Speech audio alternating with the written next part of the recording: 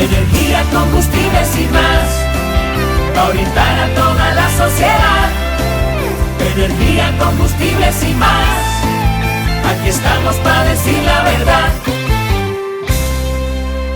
Estamos de regreso aquí en su programa Energía, Combustibles y Más, y estamos ahora mismo hablando de noticias de actualidad en materia de energía. Dentro de las mismas, estábamos hablando sobre la nueva resolución de la Superintendencia de Electricidad que cambia la fórmula de la tarifa eléctrica para que se empiece a utilizar la tarifa técnica, a lo que sería gradual. Desmonte transitorio. Un desmonte transitorio de la tarifa, de la que no era técnica, la tarifa aplicada. Entonces esto va a cambiar muchas cosas en las reglas de juego que lo vamos a ver nosotros en nuestro día a día o nuestro mes a mes, que así que llega la tarifa, así que nos llega a nosotros la facturación eléctrica. Entonces al respecto, yo le tengo una pregunta al amigo Ignacio, a nuestro amigo experto Ignacio, y es la siguiente. Si nos van a quitar a nosotros, digamos, el subsidio en la tarifa eléctrica, a lo de nosotros los consumidores, ¿qué pasará con el subsidio o con los subsidios que se dicen o se le llaman subsidio? Acláranos esto.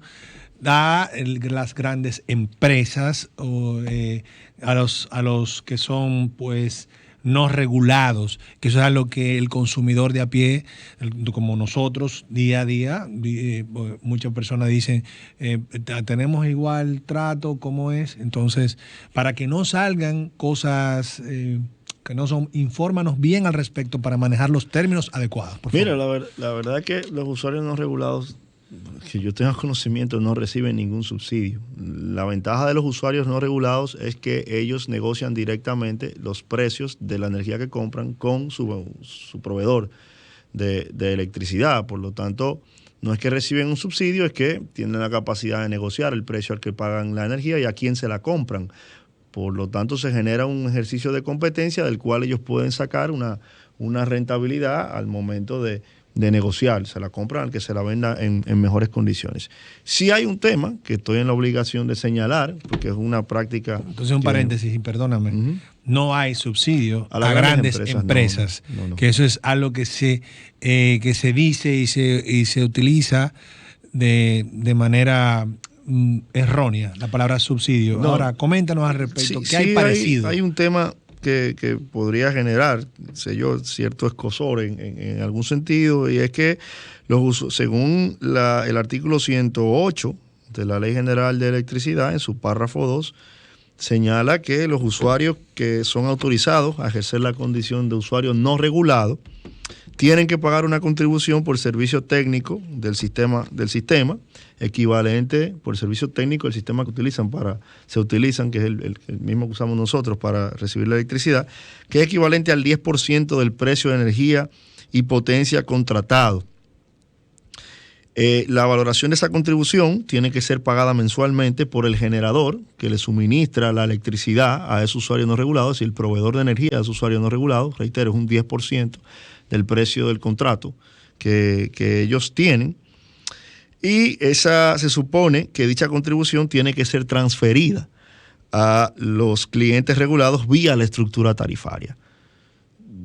Aunque la normativa habla de que el procedimiento para la transferencia de esa contribución que se les debe exigir a los usuarios no regulados va a ser establecida por la superintendencia, hasta donde yo tengo conocimiento, ese procedimiento no existe y esa contribución nunca ha sido transferida a los usuarios regulados por la vía tarifaria. Digamos que es una comisión. Es una contribución por el servicio técnico que un usuario no regulado utiliza. De hecho, puedo señalarte que en el pacto eléctrico, en las discusiones del pacto eléctrico, la eliminación de esa contribución de plano, hoy en día está eliminada en términos fácticos porque no se aplica en la práctica, pero ya la eliminación de plano a nivel normativo se planteó y se aceptó en su momento. Pero bueno, digamos que si hay algún beneficio del que el que se siente de alguna manera relegado, que se le pueda endilgar al usuario no regulado frente al usuario regulado respecto de en adición o aparte de que puede negociar directamente su tarifa por la gran cantidad de energía que consume, que demanda, es el hecho de que esa contribución que está en la ley no se paga. Ok, perfecto. Entonces esa es la diferencia que tenemos cuando hablan, ¿no?, que las empresas mantienen unos subsidios. Bien, es esta contribución especial que no se ha estado aplicando y que eso se proyecta que sea eliminada. Y se proyecta que sea eliminada. Bueno, ¿qué más tenemos en materia de energía? Ignacio, no sé las próximas noticias de actualidad que tengas, pero sí me gustaría ver en qué medida puedes hablarnos un poco sobre la designación del empresario don Celso Marrancini en el nuevo puesto que lo han designado, que yo lo veo como una gran noticia, porque es una persona que ha tenido una hoja de vida laboral, productiva, empresarial, bastante importante para nuestro país y con muy buenos ejemplos. ¿Pudiera comentarnos al respecto? Bueno, digamos que para mí, en términos personales, pues de verdad que me alegra mucho la designación de don Celso Marrancini, una persona a quien le tengo una estima, una admiración bastante grande, con quien tuve el privilegio, el honor de trabajar, de formarme, inclusive en los pininos de este sector, cuando él fue vicepresidente ejecutivo de la CDE. Y también, bueno, debo mencionarlo, del vicepresidente ejecutivo de dicho fideicomiso, que es José Luis Actis, que es un compañero, amigo también y colega batallador en estas lides del sector eléctrico. Pienso que la estructura del fideicomiso, que se ha utilizado para, digamos que, extraer este activo de la actividad política per se, que es la intención que tiene el fideicomiso. ¿Cuál fue el nombramiento, perdón? Es el presidente del fideicomiso para la administración y operación de la central termoeléctrica Punta Catalina. El señor Celso Marrancini será el presidente y José Luis Actis será el vicepresidente de dicho fideicomiso, que tendrá un comité también de trabajo, un comité directivo integrado por profesionales de alto renombre y de alta vinculación al sector eléctrico. Entonces, en términos, digamos, aún más llanos para nuestros radioescuchas que quizás no entienden tanto la parte de fideicomiso, la operación de Punta Catalina. La operación administrativa de Punta Catalina es la gestión, digamos, del activo desde el punto de vista administrativo. Recordemos que la intención... No técnico. La intención según anunciado de la administración, es ceder la operación de la central como industria, digamos, como estructura comercial, industrial dentro del sector a una empresa que la pueda gestionar en ese sentido. Ahora, administrar el activo como tal, que es Punta Catalina, que es un activo de un costo que todos conocemos. Para eso ha sido creado este fideicomiso como una figura que, digamos, que se extrae de la estructura facial convencional del gobierno y viene a asumir un rol más neutral a través del procedimiento, mecanismo que el fideicomiso genera, y se designan personas que tienen una trayectoria de conocimiento amplio del sector como tal. Por eso nosotros lo saludamos. De hecho, tenemos prometido que al primer programa al que vendrán las autoridades del fideicomiso, de ese fideicomiso, es a Energía, Combustibles y Más, y aprovecho para comprometerlos públicamente, porque así lo hicieron por la vía en que nos contactamos. Así que de verdad que me siento muy contento de esa designación y esperamos que puedan hacer el trabajo para el cual el gobierno los ha designado. En una generadora que es la más importante para nosotros como país. La planta base del sistema. La planta base del sistema. Bueno, en energía... Mira, volviendo con el tema de la distribución, esta semana se anunció a la superintendencia en su informe que el promedio mensual de la duración de las interrupciones del servicio eléctrico por distribuidora superó las 20 horas el pasado mes. Sumamente alto, ¿no? Así lo indica el informe de la CIE en su informe mensual de calidad, señalando que en el caso de Edenorte, ese promedio mensual fue de 20.81 horas, Edesur de 13.72 horas, que fue la más bajita, y Edeste de 25.61 horas.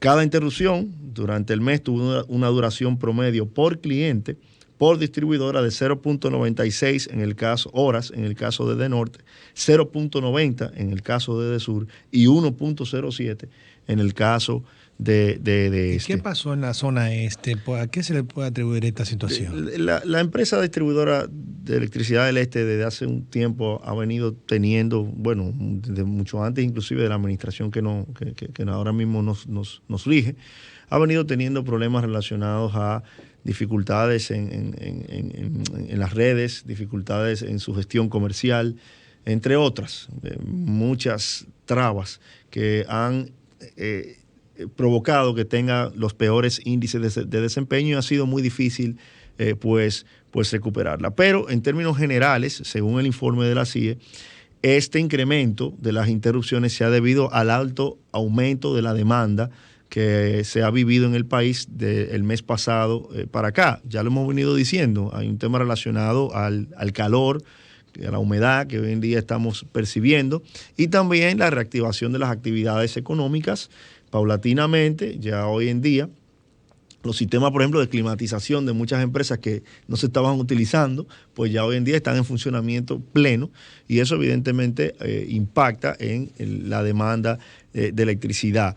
Si a eso le sumamos, como decíamos ahorita, que ha habido algunas afectaciones en la cadena de suministro a nivel de generación, producto de la situación del gas natural, producto de las salidas y la irregularidad, digamos, del suministro de Punta Catalina y el aumento de la entrada de centrales mucho más caras, pues el panorama luce un poquito difícil porque las distribuidoras inclusive han tenido que aumentar su nivel de compra en esta coyuntura precisamente. Hoy vimos en la tarde con mucho júbilo, de verdad que sí, que finalmente la superintendencia, pues siendo consona con la realidad que estamos viviendo y dejando de lado algunas particularidades que no responden real y efectivamente a la naturaleza de la regulación, pues decidió por fin darle el permiso de interconexión a la central Estrella del Mar 3, que es propiedad de la generadora Transcontinental Capital, mejor conocida como Seaboard,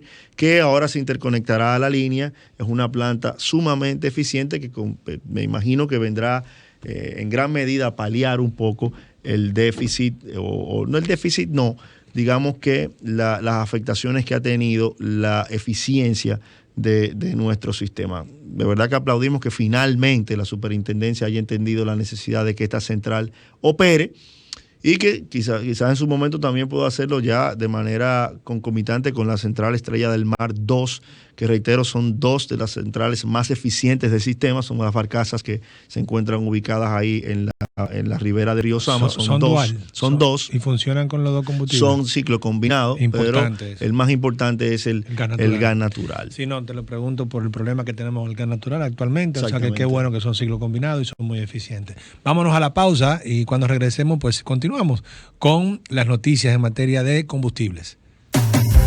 Energía